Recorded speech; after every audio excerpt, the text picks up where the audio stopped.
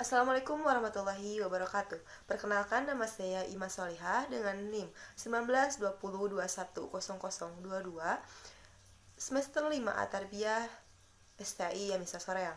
Di sini saya akan memaparkan ulang tugas ujian tengah semester saya, yaitu resume buku dalam mata kuliah Komunikasi Pembelajaran dengan dosen pengampu Yusuf Ridwan, SPDI, MPD. Buku yang saya pilih yaitu tentang strategi komunikasi lembaga pendidikan dengan masyarakat, karya Husnul Khotimah MAG. Bab pertama yaitu tentang konsep strategi komunikasi lembaga pendidikan dengan masyarakat. A. Definisi strategi komunikasi lembaga pendidikan. Menurut Fred R. David, strategi adalah aksi potensial yang membutuhkan keputusan manajemen puncak dan sumber daya perusahaan dalam jumlah besar. Komunikasi lembaga pendidikan adalah hubungan antara lembaga pendidikan atau penyampaian pesan dari lembaga pendidikan kepada masyarakat guna meningkatkan public image lembaga pendidikan. Strategi komunikasi lembaga pendidikan adalah langkah praktis atau langkah jitu yang ditempuh lembaga pendidikan untuk menyampaikan pesan kepada masyarakat guna meningkatkan public image-nya. Yang kedua yaitu konsep dasar lembaga pendidikan dengan masyarakat. Humas pendidikan menurut Mulyono adalah suatu kegiatan komunikasi yang lebih terarah antara sekolah dan masyarakat melalui langkah-langkah saling mengenal, saling memahami, saling mengasihi, saling menolong, dan saling menanggung, serta terwujudnya kerjasama yang baik dan saling menguntungkan kepada pihak-pihak yang terkait dengan tujuan utamanya untuk meningkatkan mutu pendidikan. Yang ketiga yaitu tujuan dan fungsi lembaga pendidikan dengan masyarakat. Menurut Frida Kusumastuti, tujuan humas meliputi 3 aspek, yaitu aspek kognitif, aspek afeksi, dan aspek psikomotor. Sedangkan fungsi humas menurut Onong Ucana meliputi menunjang kegiatan manajemen dalam mencapai tujuan organisasi, membina hubungan harmonis antara organisasi dengan public intern dan public extern. 3. Menciptakan kombinasi dua arah dengan menyebarkan informasi dari organisasi kepada publik dan menyalurkan opini publik kepada organisasi. Dan yang terakhir, melayani publik dan menasehati pimpinan organisasi demi kepentingan umum. Yang keempat yaitu strategi dan teknik menjalin hubungan dengan masyarakat. Strategi bidang humas meliputi kegiatan 1. Membuat keputusan mengenai sasaran dan tujuan program. 2. Melakukan identifikasi halayak penentu. 3. Menetapkan kebijakan atau aturan untuk menentukan strategi yang akan dipilih. Dan 4. Memutuskan strategi yang akan digunakan. Sedangkan teknik penyelenggaraan hubungan antara lembaga pendidikan dan masyarakat dikelompokkan menjadi 4, yaitu teknik pertemuan kelompok, teknik tatap muka, teknik observasi dan partisipasi, serta surat menyurat dengan berbagai pihak yang terkait dengan penyelenggaraan pendidikan. Bab 2. Peran sekolah dalam menjaga komunikasi publik. A. Peran sekolah dalam masyarakat. Menurut Made Pidarta menyatakan bahwa hubungan kerjasama lembaga dengan masyarakat melalui pendekatan situasional memungkinkan lembaga itu tetap tegak berdiri karena sifat sekolah masyarakat adalah 1. Mengajarkan anak-anak untuk dapat mengembangkan dan menggunakan sumber-sumber dari keadaan setempat, dan 2. Sekolah melayani keseluruhan masyarakat, tidak hanya untuk anak-anak. Dari sifat-sifat sekolah masyarakat ini didapatkan beberapa kriteria sekolah masyarakat sebagai berikut. 1. Sebagai guru kehidupan masyarakat terhadap anak-anak. Dan kedua yaitu sekolah sebagai pusat kehidupan masyarakat penduduk dari semua umur dan semua kelas. Yang kedua ada peran komite sekolah dan program sekolah. Peran komite sekolah yaitu sebagai lembaga pertimbangan, sebagai lembaga pendukung, sebagai lembaga pengontrol, dan sebagai mediator. Yang ketiga yaitu urgensi program humas di lembaga pendidikan. Dalam Al-Quran terdapat berbagai kaidah yang dapat digunakan sebagai pedoman hubungan lembaga pendidikan dengan masyarakat. Yang pertama, menggunakan bahasa komunikasi yang agung dan memuliakan pihak lain. Yang kedua, menggunakan bahasa komunikasi yang baik. Yang ketiga, menggunakan bahasa yang lemah lembut. Dan yang keempat, menggunakan sistem kelompok atau kerjasama dengan pihak lain dari suatu urusan yang terorganisir atau termanage. Yang keempat, ada fungsi sekolah sebagai pusat informasi publik. Ada 8 hal yang perlu dikerjakan sekolah untuk meningkatkan transparansi dan akuntabilitas. Yang pertama, sekolah perlu menyusun aturan main tentang sistem transparansi, akuntabilitas, serta mekanisme pertanggungjawabannya. Yang kedua, sekolah perlu menyusun program tingkah laku dan sistem pemantauan kinerja penyelenggara sekolah dilengkapi sistem pengawasan dengan sanksi jelas dan tegas. Yang ketiga, sekolah menyusun rencana pengembangan sekolah dengan menyampaikan kepada publik atau stakeholders di awal setiap tahun ajaran atau anggaran. Yang keempat, menyusun indikator yang jelas tentang pengukuran kinerja sekolah dan disampaikan kepada stakeholder.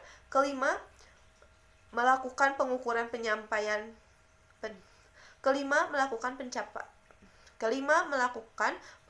pencapaian kinerja pelayanan pendidikan dan menyampaikan hasilnya kepada publik atau stakeholder di akhir tahun. Keenam, memberikan tanggapan terhadap pertanyaan dan pengaduan publik. Dan ketujuh, menyediakan informasi kegiatan sekolah kepada publik sebagai penerima manfaat pelayanan pendidikan. Dan kedelapan, memperbaharui rencana kinerja sebagai kesepakatan komitmen baru. Kelima, ada media komunikasi internal dan aktivitasnya di lembaga pendidikan, yaitu 1. Tertulis, kedua lisan, 3. Konseling, keempat leaflet, kelima stiker dan kalender, keenam dialog langsung dengan masyarakat, keenam kunjungan rumah, dan kedelapan surat kabar sekolah. Yang keenam ada media komunikasi eksternal dan aktivitasnya di lembaga pendidikan. Komunikasi eksternal publik dapat diselenggarakan dengan 1. Personal contact atau kontak pribadi, B.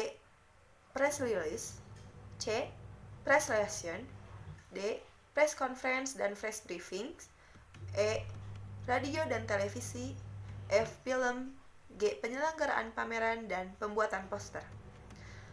Di bab 3 ada strategi peningkatan public image di lembaga pendidikan. 1. Konsep dasar public image.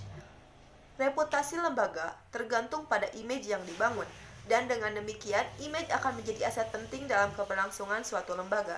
Dari citra lembaga yang positif akan membangun public image yang positif pula, dan public image akan terjaga eksistensinya manakala public trust terbangun dengan kokoh. Yang kedua, ada jenis citra dan komponen pembentuk citra. Adapun beberapa jenis citra menurut Frank Jeffkins yaitu 1. Mirror image atau citra bayangan, 2. Current image atau citra yang berlaku, 3. Multiple image, citra majemuk, 4. Corporate image, citra perusahaan, dan 5. Wish image, citra yang diinginkan. Yang ketiga yaitu komponen pembentuk citra. Terdapat 4 komponen pembentuk citra menurut Nimpoeno dalam Sumirat dan Ardianto. Di antaranya adalah persepsi, kognisi, motivasi, dan sikap. Yang keempat ada implementasi media internal dan eksternal terhadap kepercayaan publik.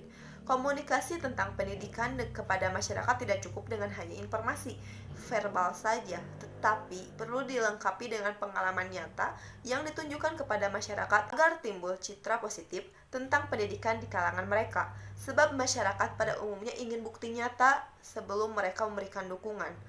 Bukti itu dapat ditunjukkan berupa pameran hasil produk sekolah, tayangan keberhasilan siswa sebagai juara, tayangan penemuan inovatif produk siswa dan sekolah, dan sebagainya.